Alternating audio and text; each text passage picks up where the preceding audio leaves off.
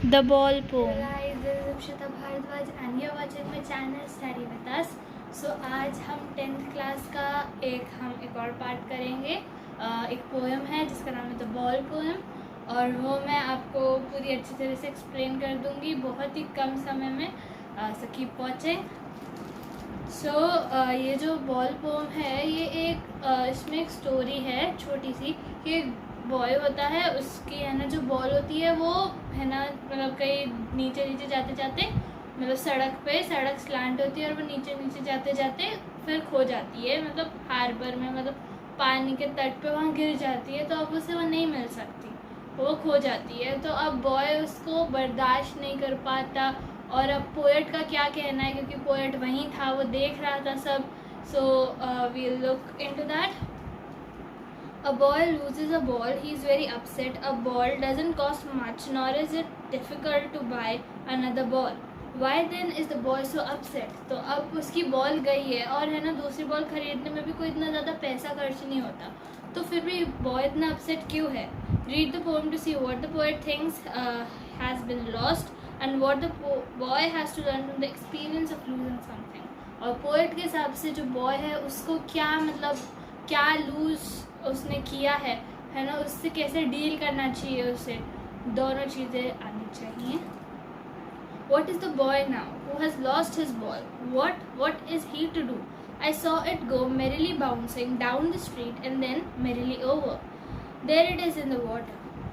So जो मैंने भी बताया कि एक बॉय था, उसकी बॉल खो जाती है, अब वो क्या करेगा, मतलब दुखी तो होगा वो। और पोएट है यहाँ आए। So I saw it go merrily bouncing. Merrily मतलब लाइक मेरिली वैसे तो होता है हैप्पीली, बट यहाँ मतलब अच्छे से गई और ऐसे है ना। और बाउंसिंग मतलब बाउंस करते हुए चकते हुए गई डाउन द स्ट्रीट, स्ट्रीट के नीचे, मतलब स्ट्रीट स्लैंट होती है तो उससे नीचे जाती गई। एंड देन मेरिली ओवर, और वो फिर मतलब आई ही नहीं वापस, मतलब उसे लाया ही नहीं जा सकता वापस।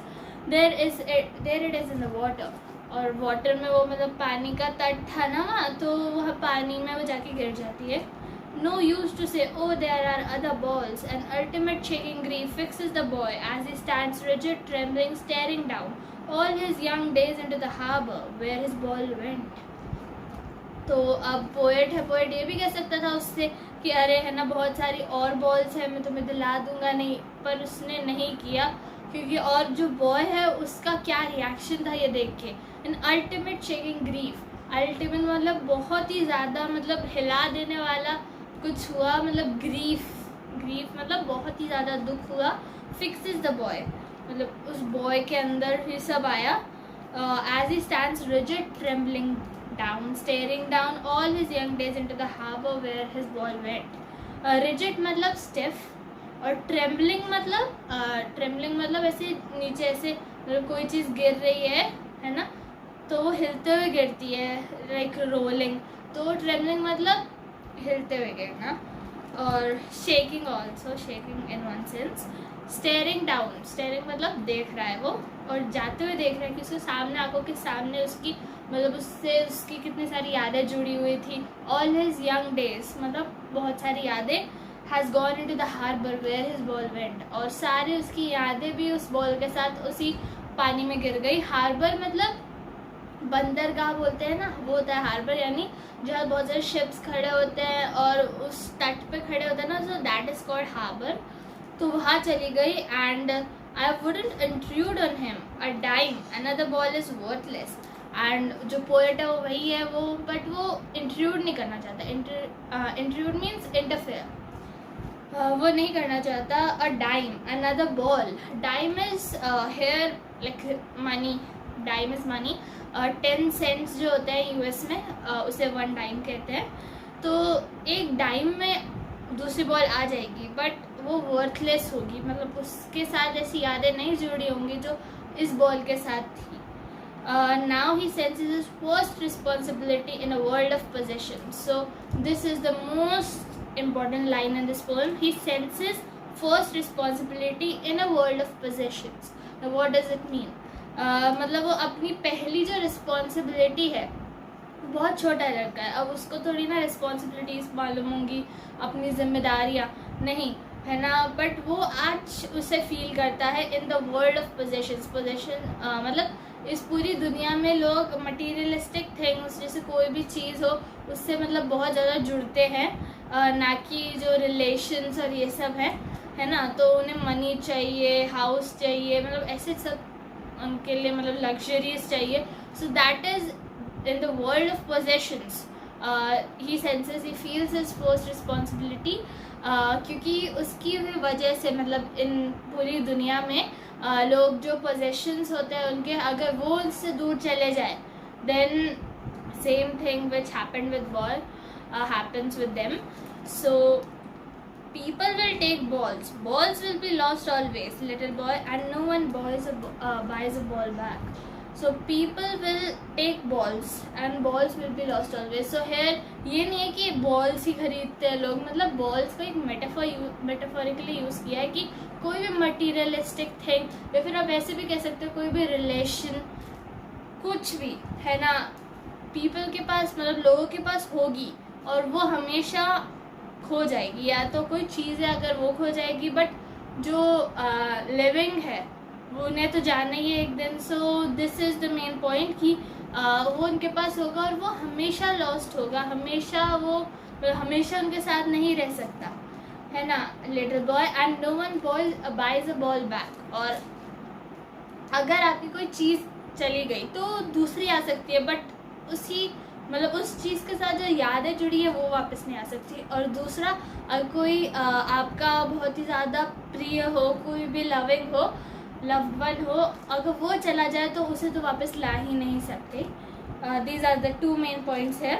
मनी इज़ एक्सटर्नल, और यहाँ पे ये नहीं है कि मतलब कोई भी बॉल को बाय नहीं करता वापस, मतलब कोई भी कोई चीज़ वापस नहीं लाता, क्योंकि मनी यहाँ पे अलग ही है। मतलब ये नहीं कि हमारे पास पैसे नहीं है इसलिए हम नहीं ला सकते, या बहुत ज़्यादा पैसे की है वो, ये नहीं, हम उसकी जैसी जो यादें हमने उसके साथ बनाई हैं वो नहीं आ सकती वापस, ना ही अगर वो लिविंग है तो वो वापस आ सकता है। He is learning well behind his desperate eyes. So अब ये जो बॉय है वो लर्न कर रहा है। पोएट यही चाहता है कि जो बॉय है या ये सारे जो दुनिया में लोग हैं वो इस मतलब जब भी उनका कोई लॉस हो जाए, so they should move on to that, उन्हें वहीं पे नहीं रहना चाहिए, क्योंकि लॉसेस हैं, life is full of losses, but life is also very short. तो हमें लाइफ इज़ ब्यूटीफुल, तो हमें उस लाइफ को जीना चाहिए, और अगर कोई लॉस हो तो हमें उससे मूव ऑन करना चाहिए। It's not that we have to stick on to that. So that's the main theme also. And he is learning well behind his desperate eyes. Desperate eyes means एक चाहत थी उसकी कि है ना बॉल वापस आ जाए, बट अब वो नहीं आ सकती वही ball. So he is learning, and the epistemology of loss. Epistemology यानी knowledge, understanding of loss, है ना, of loss is epistemology is understanding, and epistemology of loss is understanding of loss. How to stand up, knowing what every man must one day know. And ये epistemology of loss यानी knowledge of loss वही है कि हमें फिर से उठना है, खड़े होना है, मतलब इस चीज़ मतलब उस चीज़ पे ही नहीं चिपके रहना है। knowing what every man must one day know, और हर इंसान को ये मालूम होना चाहिए कि loss is not like the whole life, loss is a part of life and we must move on to that, and most know many days how to stand up. So अगर आपके पास नॉलेज होगी loss की, then you will know how to stand up. और है ना, बहुत सारे मतलब जो लोग हैं उन्हें एक बार तो ये होता ही है ना, कि वो स्टैंड अप उन्हें मतलब खोना होता है, और कुछ लोगों को बहुत सारे लॉसेस झेलने पड़ते हैं and they have to stand up on that also. So ज़िंदगी में कितने भी लॉसेस हो, कितनी भी चीज़ें आपसे दूर जाए, आपको उसी चीज़ पे मतलब पूरा निछावर नहीं कर देना है अपने आप को, आपको मूव ऑन करना चाहिए। और हमारी जो लाइफ है वो बहुत छोटी है, and we must live every moment, we must cherish every moment of our life. So this was the poem and theme. So it was by John Berryman, and stay tuned for all the videos I'm going to post of this book and other NCERT books. So thank you for watching. Please do like, share, subscribe. Thank you.